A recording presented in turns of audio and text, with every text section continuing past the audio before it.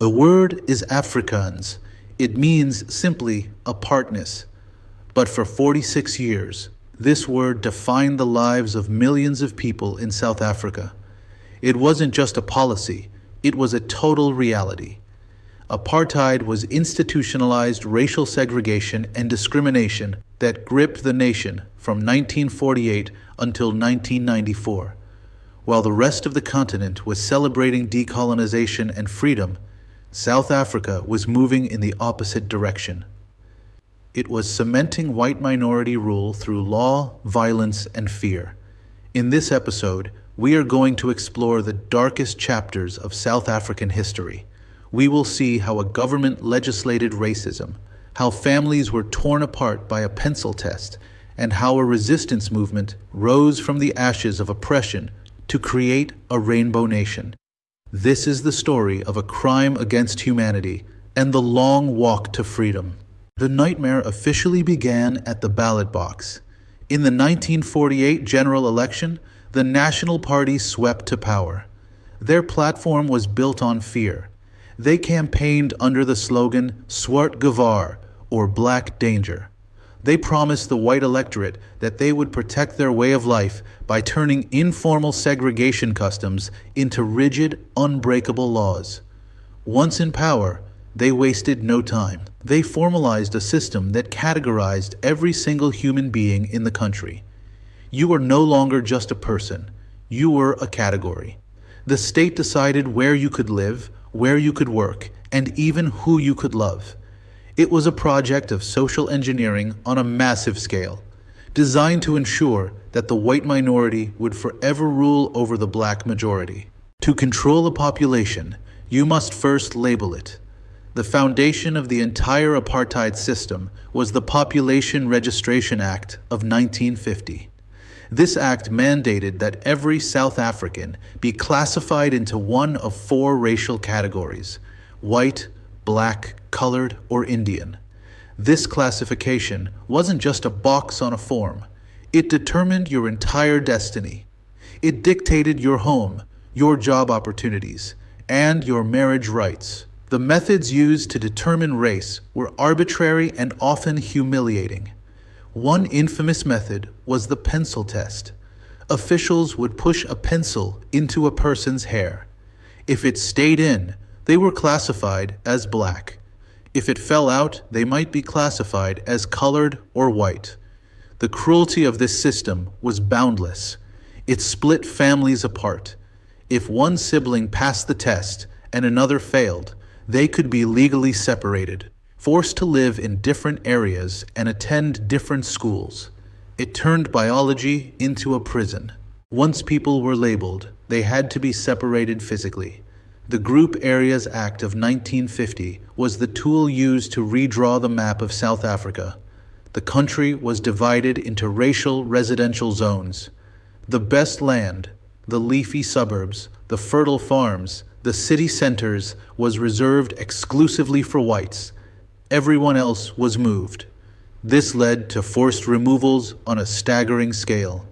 3.5 million non-white people were forcibly evicted from their homes. The most tragic example was District 6 in Cape Town. It was a vibrant, multicultural community where people of all races had lived together for generations. The apartheid government declared it a whites-only area. They brought in bulldozers and flattened it. They didn't just destroy houses, they erased a culture and a community, leaving only rubble and memory behind. For black South Africans, movement was a crime waiting to happen. The instrument of control was the passbook, known bitterly as the Pass. Under the pass laws and influx control measures, every black male over the age of 16 had to carry this book at all times. It was more than an ID. It was a dossier of your life. It contained your employment records, tax information, and permissions to be in white areas. The system was designed to control black labor. You were only allowed in the city if you were working for a white person. If you were unemployed, you were often forced to leave. The police used this to harass the population daily. If you walked down the street and a police officer asked for your pass and you had left it at home, It meant immediate arrest and imprisonment. Millions were jailed simply for being in the wrong place without a piece of paper. The ultimate goal of apartheid was not just separation, but exclusion. The government realized they couldn't just oppress the black majority. They had to strip them of their citizenship entirely. This led to the Bantustans, or homelands policy. The government created 10 ethnic homelands on marginal, infertile land. They told black South Africans, "This is your country now, not South Africa." By doing this, they legally stripped millions of black people of their South African citizenship. They became foreigners in the land of their birth. The economic reality was devastating. Since there were few jobs in the homelands, men had to travel to white cities to work in mines and factories. This created a migrant labor system that devastated family structures. Fathers saw their children only once a year. It was a system designed to break the black family unit across generations. Oppression inevitably breeds resistance. The oldest liberation movement in Africa, the African National Congress, ANC, had been founded back in 1912. But for decades, it had been polite and largely ignored. By the 1940s, a new generation was impatient for change. In 1944, young firebrands like Nelson Mandela, Oliver Tambo, and Walter Sisulu founded the ANC Youth League. They wanted action. They pushed the ANC towards mass mobilization. In 1952, they launched the Defiance Campaign. It was the first mass nonviolent civil disobedience movement in the country's history. Thousands of people deliberately broke apartheid laws, entering whites-only areas, burning their passbooks, and filling the jails. It was awakening of the people's power. In 1955, the resistance movement articulated its vision for the future. Thousands of delegates from all races gathered at Kliptown for the Congress of the People. They adopted the Freedom Charter. Its opening line was revolutionary. South Africa belongs to all who live in it, black and white. It demanded equal rights, land redistribution, and democracy. It was a blueprint for a non-racial future. The apartheid state saw this peaceful vision as a declaration of war. In response, they arrested 156 leaders, including Mandela, and charged them with high treason. The trial would drag on for years, but it only served to highlight the moral bankruptcy of the government. If the 1950s were characterized by hope, the 1960s began with blood. On March 21, 1960, a splinter group called the Pan-Africanist Congress, PAC, organized a protest against the hated pass laws in the township of Sharpeville. It was a peaceful gathering. The police opened fire on the unarmed crowd. They didn't just fire warning shots. They fired to kill. 69 people lay dead. 180 were wounded, shockingly. Medical reports later showed that many were shot in the back as they were fleeing. The Sharpeville massacre was a turning point.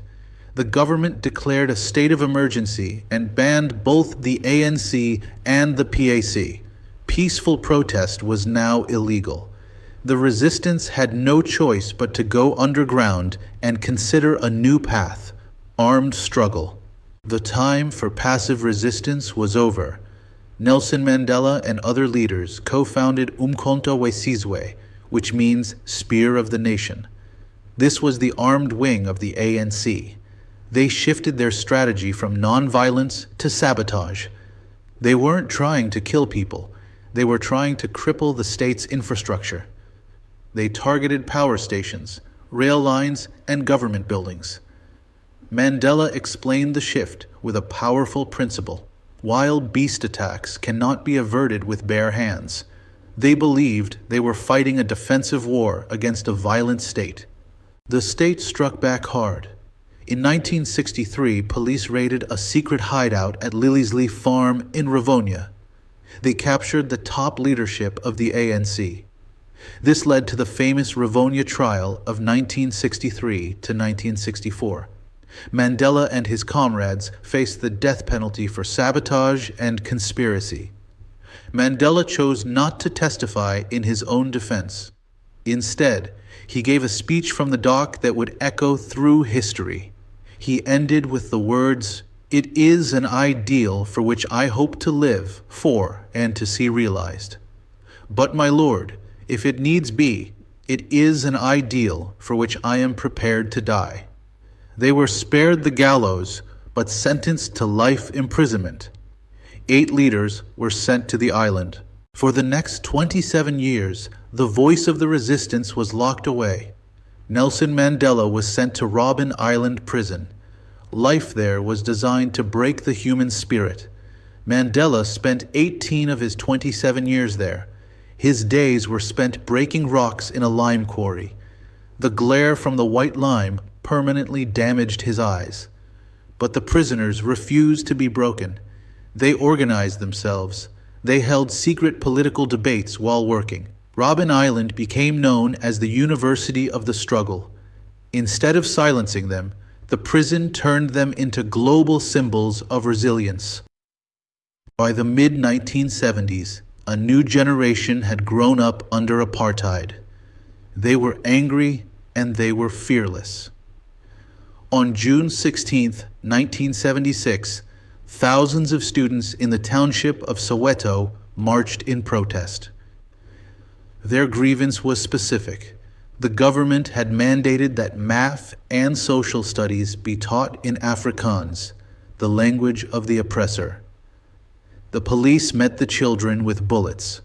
The first to fall was 12-year-old Hector Peterson.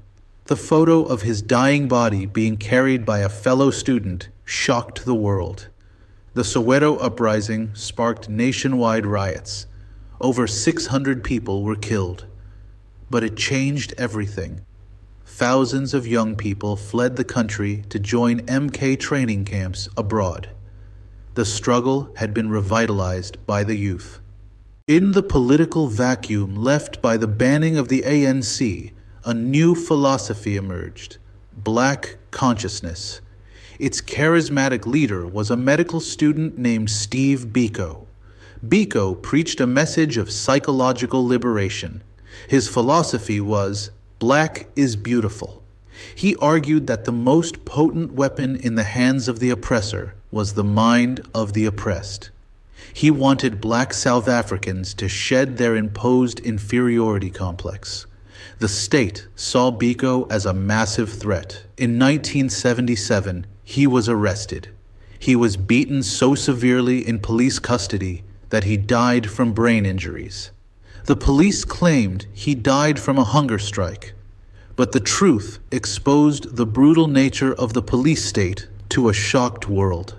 By the 1980s, South Africa was in flames. The townships were in open revolt. President P.W. Botha responded with the iron fist. He declared a state of emergency and deployed the military into the townships. He claimed the country was facing a total onslaught from communism. But the people would not be cowed. A new coalition, the United Democratic Front, UDF, unified civil society. Their strategy was to make the country ungovernable through mass resistance. Rent strikes, bus boycotts, and street protests became daily occurrences. The state had lost control. While the townships burned, the international community finally began to act. A cultural boycott isolated South Africa. Athletes and musicians refused to visit. But the real blow was economic. In 1985, Chase Manhattan Bank refused to roll over South Africa's loans, crashing the economy.